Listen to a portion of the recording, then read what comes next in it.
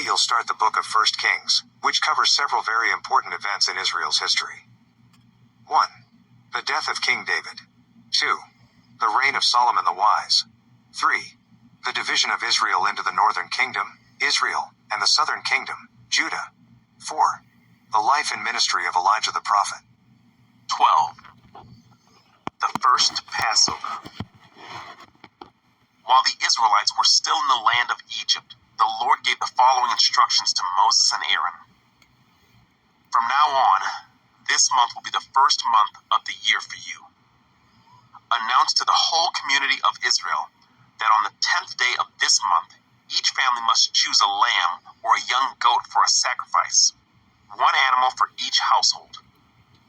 If a family is too small to eat a whole animal, let them share with another family in the neighborhood. Divide the animal according to the size of each family and how much they can eat. The animal you select must be a 1-year-old male, either a sheep or a goat, with no defects. Take special care of this chosen animal until the evening of the 14th day of this first month. Then the whole assembly of the community of Israel must slaughter their lamb or young goat at twilight. They are to take some of the blood and smear it on the sides and top of the door frames of the houses where they eat the animal.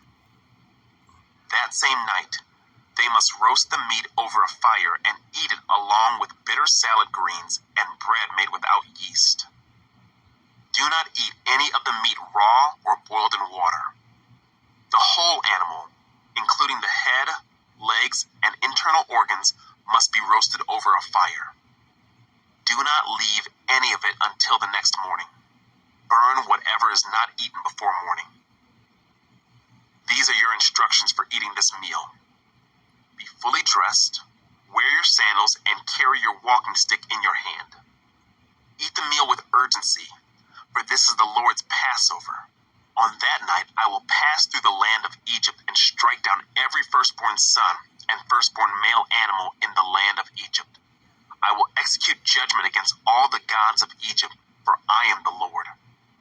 But the blood on your doorpost will serve as a sign, marking the houses where you are staying. When I see the blood, I will pass over you. This plague of death will not touch you when I strike the land of Egypt. This is a day to remember.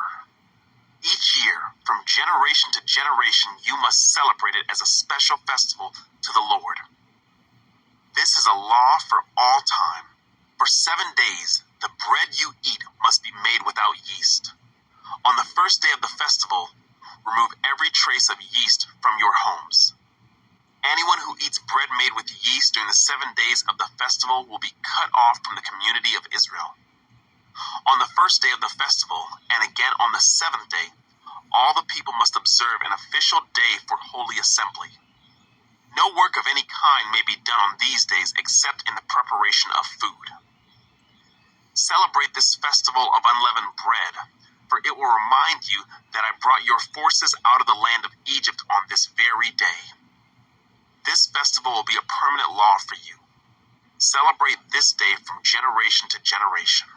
The bread you eat must be made without yeast from the evening of the 14th day of the first month until the evening of the 21st day of that month. During those 7 days, there must be no trace of yeast in your homes. Anyone who eats anything made with yeast during this week will be cut off from the community of Israel.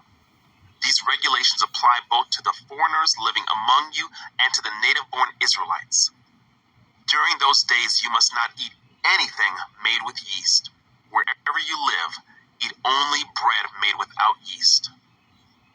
Then Moses called all the elders of Israel together and said to them, Go, pick out a lamb or young goat for each of your families, and slaughter the Passover animal.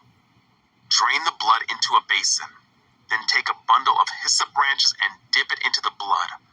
Brush the hyssop across the top and sides of the door frames of your houses. And no one may go out through the door until morning, for the Lord will pass through the land to strike down the Egyptians. But when he sees the blood on the top and sides of the door frame, the Lord will pass over your home. He will not permit his death angel to enter your house and strike you down. Remember, these instructions are a permanent law that you and your descendants must observe forever. When you enter the land the Lord has promised to give you, you will continue to observe this ceremony. Then your children will ask, "What does this ceremony mean?" And you will reply, "It is the Passover sacrifice to the Lord. For he passed over the houses of the Israelites in Egypt, and though he struck the Egyptians, he spared our families." When Moses had finished speaking, all the people bowed down to the ground and worshipped. So the people of Israel did just as the Lord had commanded through Moses and Aaron. And that night at midnight, the Lord struck down all the firstborn sons in the land of Egypt, from the firstborn son of Pharaoh, who sat on his throne, to the firstborn son of the prisoner in the dungeon. Even the firstborn of their livestock were killed. Pharaoh and all his officials and all the people of Egypt woke up during the night, and loud wailing was heard throughout the land of Egypt. There was not a single house where someone had not died. Israel's exodus from Egypt. Pharaoh sent for Moses and Aaron during the night. "Get out," he ordered. "Leave my people and take the rest of the Israelites with you. Go and worship the Lord as you have requested. Take your flocks and herds as you said, and be gone. Go, but bless me as you leave." All the Egyptians urged the people of Israel to get out of the land as quickly as possible, for they thought, "We will all die." The Israelites, therefore yeast was added. They wrapped their kneading boards in their cloaks and carried them on their shoulders. And the people of Israel did as Moses had instructed. They asked the Egyptians for clothing, articles of silver and gold. The Lord caused the Egyptians to look favorably on the Israelites, and they gave the Israelites whatever they asked for. So they stripped the Egyptians of their wealth. That night the people of Israel left Ramses and started for Succoth. There were about 600,000 men, plus all the women and children. A rabble of non-Israelites went with them, along with great flocks and herds of livestock. For the bread, they baked flat cakes from the dough without yeast they had brought from Egypt. It was made without yeast because the people were driven out of Egypt in such a hurry that they had no time to prepare the bread or other food. The people of Israel had lived in Egypt for 430 years. In fact, it was on the last day of the 430th year that all the Lord's forces left the land. On this night, the Lord kept his promise to bring his people out of the land of Egypt. So this night belongs to him, and it must be commemorated every year by all the Israelites from generation to generation. Instructions for the Passover. Then the Lord said to Moses and Aaron, "These are the instructions for the festival of Passover. No outsiders are allowed to eat the Passover meal, but any slave who has been purchased may eat it if he has been circumcised. Temporary residents and hired servants may not eat it. Each Passover lamb must be eaten in one house. Do not carry any of its meat outside and do not break any of its bones. The whole community of Israel must celebrate this Passover festival.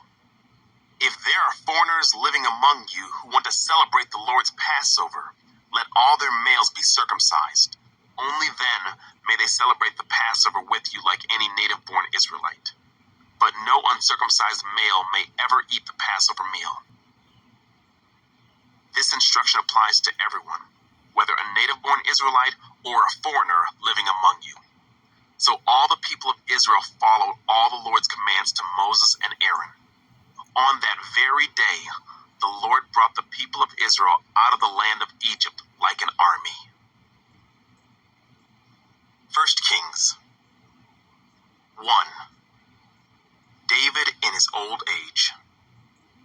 King David he could not keep warm. So his advisors told him, "Let us find a young virgin to wait on you and look after you, my lord.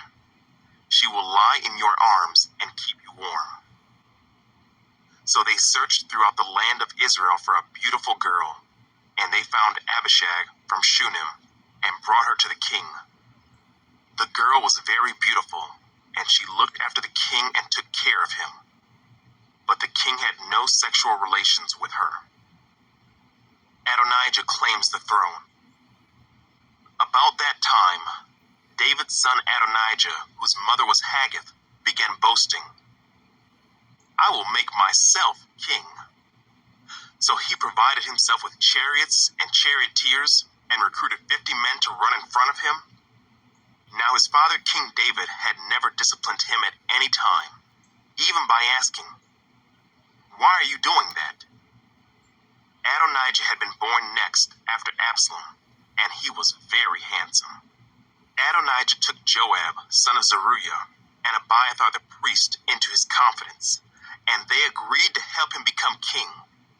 But Zadok the priest, Benaiah son of Jehoiada, Nathan the prophet, Shimei, Ray, and David's personal bodyguard refused to support Adonijah. Adonijah went to the stone of Zoheleth near the spring of Enrogel, where he sacrificed sheep, cattle, and fattened calves. He invited all his brothers, the other sons of King David, and all the royal officials of Judah. But he did not invite Nathan the prophet, or Benaiah, or the king's bodyguard, or his brother Solomon. Then Nathan went to Bathsheba, Solomon's mother, and asked her, "Haven't you heard that Haggith's son Adonijah has made himself king, and our Lord David doesn't even know about it? If you want to save your own life and the life of your son Solomon, follow my advice. Go at once to King David and say to him, 'My lord the king, didn't you make a vow and say to me, your son Solomon will surely be the next king and will sit on my throne? Why then has Adonijah become king? And while you are still talking with him, I will come and confirm everything you have said.' So Bathsheba went into the king's bedroom. He was very old now, and Abishag was taking care of him. Bathsheba bowed down before the king. 'What can I do for you?' he asked her. She replied, 'My lord, you made a vow before the Lord your God when you said to me, your son Solomon will surely be the next king and will sit on my throne. But instead, Adonijah has made himself king, and my lord the king does not even know about it. He has sacrificed many cattle, fattened calves, and sheep, and he has invited all the king's sons to attend the celebration. He also invited Abiathar the priest and Joab, the commander of the army, but he did not invite your servant Solomon. And now, my lord, the king, all Israel is waiting for you to announce who will become king after you. If you do not act, my son Solomon and I will be treated as criminals as soon as my lord the king has died." While she was still speaking with the king, Nathan the prophet arrived. The king's officials told him, "Nathan the prophet is here to see you." Nathan went in and bowed before the king with his face to the ground. Nathan asked, "My lord the king, have you decided that Adonijah will be the next king and that he will sit on your throne? Today he has sacrificed many cattle, fattened calves, and sheep, and he has invited all the king's sons to attend the celebration. He also invited the commanders of the army and Abiathar the priest. They are feasting and drinking with him and shouting, 'Long live King Adonijah!' But he did not invite me, or Zadok the priest, or Benaiah, or your servant Solomon. Has my lord the king really done this without letting any of his officials know who should be the next king?" David makes Solomon king. King David responded, "Call Bathsheba." So she came back in and stood before the king, and the king repeated his vow. "As surely as the Lord lives, who has rescued me from every danger, your son Solomon will be the next king and will sit on my throne this very day, just as I vowed to you before the Lord, the God of Israel." Then Bathsheba bowed down, with her face to the ground before the king, and exclaimed, "May my lord King David live forever." Then King David ordered, "Call Zadok the priest, Nathan the prophet, and Benaiah son of Jehoiada." When they came into the king's presence, the king said to them, "Take Solomon and my officials down to Gihon Spring. Solomon is to ride on my own mule. There, Zadok the priest and Nathan the prophet are to anoint him king over Israel. Blow the ram's horn and shout, 'Long live King Solomon!' Then escort him back here, and he will sit on my throne. He will succeed me as king, for I have appointed him to be ruler over Israel and Judah." "Amen," Benaiah son of Jehoiada replied. "May the Lord, the God of my lord the king, decree that it happen. And may the Lord be with Solomon as he has been with you, my lord the king. And may he make Solomon's reign even greater than yours."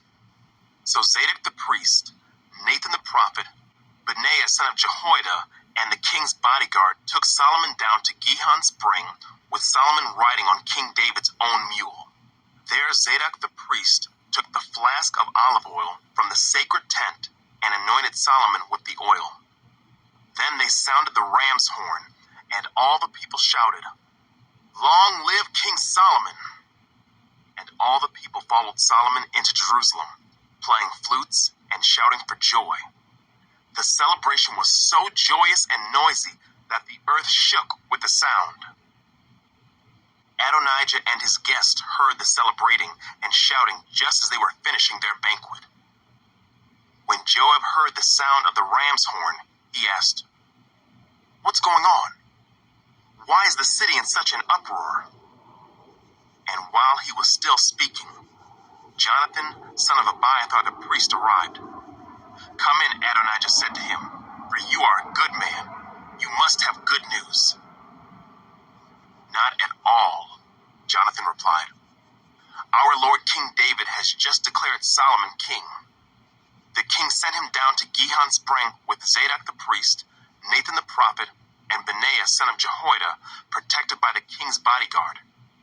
They had him ride on the king's own mule, and Zadok and Nathan have anointed him at Gihon Spring as the new king. They have just returned, and the whole city is celebrating and rejoicing. That's what all the noise is about. What's more, Solomon is now sitting on the royal throne as king. And all the royal officials have gone to King David and congratulated him, saying, "May your God make Solomon's fame even greater than your own, and may Solomon's reign be even greater than yours." Then the king bowed his head in worship as he lay in his bed, and he said, "Praise the Lord, the God of Israel, who today has chosen a successor to sit on my throne while I am still alive to see it." Then all of Adonijah's guests jumped up in a panic from the banquet table and quickly scattered. Adonijah was afraid of Solomon, so he rushed to the sacred tent and grabbed onto the horns of the altar. Word soon reached Solomon that Adonijah had seized the horns of the altar in fear, and that he was pleading, "Let King Solomon swear today that he will not kill me." Solomon replied, "If he proves himself to be loyal, not a hair on his head will be touched. But if he makes trouble, he will die." So King Solomon summoned Adonijah, and they brought him down from the altar. He came and bowed respectfully before King Solomon, who dismissed him, saying, "Go on home." 2. David's final instructions to Solomon. As the time of King David's death approached, he gave this charge to his son Solomon: "I am going where everyone on earth must someday go. Take courage and be a man. Observe the requirements of the Lord your God and follow all his ways. Keep the decrees, commands, regulations, and laws written in the law of Moses so that you will be successful in all you do and wherever you go. If you do this, then the Lord will keep the promise he made to me. He told me, if your descendants live as they should and follow me faithfully with all their heart and soul, one of them will always sit on the throne of Israel. And there is something else. You know what Joab, son of Zeruiah, did to me when he murdered my 2 army commanders, Abner, son of Ner, and Amasa, son of Jether. He pretended that it was an act of war, but it was done in a time of peace, staining his belt and sandals with innocent blood. Do with him what you think best, but don't let him grow old and go to his grave in peace. Be kind to the sons of Barzillai of Gilead. Make them permanent guests at your table, for they took care of me when I fled from your brother Absalom. And remember Shimei, son of Gera, the man from Bahurim in Benjamin. He cursed me with a terrible curse as I was fleeing to Mahanaim. When he came down to meet me at the Jordan River, I swore by the Lord that I would not kill him. But that oath does not make him innocent. You are a wise man, and you will know how to arrange a bloody death for him. Then David died, and was buried with his ancestors in the city of David. David had reigned over Israel for 40 years, 7 of them in Hebron, and 33 in Jerusalem. Solomon became king and sat on the throne of David his father, and his kingdom was firmly established. Solomon establishes his rule. One day, Adonijah, whose mother was Haggith, came to see Bathsheba, Solomon's mother. Have you come with peaceful intentions? She asked him. Yes, he said. I come in peace. In fact, I have a favor to ask of you. What is it? She asked. He replied, as you know, the kingdom was rightfully mine. All Israel wanted me to be the next king. But the tables were turned, and the kingdom went to my brother instead, for that is the way the Lord wanted it. So now I have just one favor to ask of you. Please don't turn me down. What is it? She asked. He replied, speak to King Solomon on my behalf, for I know he will do anything you request. Ask him to let me marry Abishag, the girl from Shunem. All right, Bathsheba replied. I will speak to the king for you. So Bathsheba went to King Solomon to speak on Adonijah's behalf. The king rose from his throne to meet her, and he bowed down before her. When he sat down on his throne again, the king ordered that a throne be brought for his mother, and she sat at his right hand. I have one small request to make of you, she said. I hope you won't turn me down. What is it, my mother? He asked. You know I won't refuse you. Then let your brother Adonijah marry Abishag, the girl from Shunem, she replied. How can you possibly ask me to give Abishag to Adonijah? King Solomon demanded. You might as well ask me to give him the kingdom. You know that he is my older brother, and that he has Abiathar the priest and Joab son of Zeruiah on his side. Then King Solomon made a vow before the Lord. May God strike me and even kill me if Adonijah has not sealed his fate with this request. The Lord has confirmed me and placed me on the throne of my father David. He has established my dynasty as he promised. So as surely as the Lord lives, Adonijah will die this very day. So King Solomon ordered Benaiah, son of Jehoiada, to execute him, and Adonijah was put to death.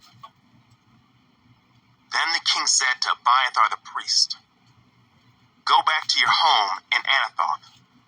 You deserve to die, but I will not kill you now, because you carried the ark of the sovereign Lord for David my father, and you shared all his hardships. So Solomon deposed Abiathar from his position as priest of the Lord. thereby fulfilling the prophecy the Lord had given at Shiloh concerning the descendants of Eli. Joab had not joined Absalom's early rebellion, but he had joined Adonijah's rebellion. So when Joab heard about Adonijah's death, he ran to the sacred tent of the Lord and grabbed onto the horns of the altar. When this was reported to King Solomon, he sent Benaiah, son of Jehoiada, to execute him. Benaiah went to the sacred tent of the Lord and said to Joab, "The king orders you to come out." But Joab answered, "No, I will die here." So Benaiah returned to the king and told him what Joab had said. "Do as he said," the king replied. "Kill him there beside the altar and bury him. This will remove the guilt of Joab's senseless murders from me and from my father's family. The Lord will repay him for the murders of two men who were more righteous and better than he. For my father knew nothing about the deaths of Abner, son of Ner, commander of the army of Israel, and of Amasa, son of Jether, commander of the army of Judah. May their blood be on Joab and his descendants forever, and may the Lord grant peace forever to David, his descendants, his dynasty, and his throne." So Benaiah, son of Jehoiada, returned to the sacred tent and killed Joab, and he was buried at his home in the wilderness. Then the king appointed Benaiah to command the army in place of Joab, and he installed Zadok the priest to take the place of Abiathar. The king then sent for Shimei and told him, "Build a house here in Jerusalem and live there. But don't step outside the city to go anywhere else. On the day you so much as cross the Kidron Valley, you will surely die, and your blood will be on your own head." Shimei replied, "Your sentence is fair. I will do whatever my lord the king commands." So Shimei lived in Jerusalem for a long time. But 3 years later, two of Shimei's slaves ran away to King Achish, son of Maacah of Gath. When Shimei learned where they were, he saddled his donkey and went to Gath to search for them. When he found them, he brought them back to Jerusalem. Solomon heard that Shimei had left Jerusalem and had gone to Gath and returned. So the king sent for Shimei and demanded, "Didn't I make you swear by the Lord and warn you not to go anywhere else or you would surely die?" And you replied, "The sentence is fair. I will do as you say." Then why haven't you kept your oath to the Lord and obeyed my command? The king also said to Shimei, "You certainly remember all the wicked things you did to my father David. May the Lord now bring that evil on your own head. But may I, King Solomon, receive the Lord's blessings, and may one of David's descendants always sit on this throne in the presence of the Lord." Then, at the king's command, Benaiah, son of Jehoiada, took Shimei outside and killed him. So the kingdom was now firmly in Solomon's grip. 30. A Psalm of David. A song for the dedication of the temple. I will exalt you, Lord, for you rescued me. You refused to let my enemies triumph over me. O Lord my God, I cried to you for help, and you restored my health. You brought me up from the grave, O Lord. You kept me from falling into the pit of death. Sing to the Lord, all you godly ones. Praise his holy name.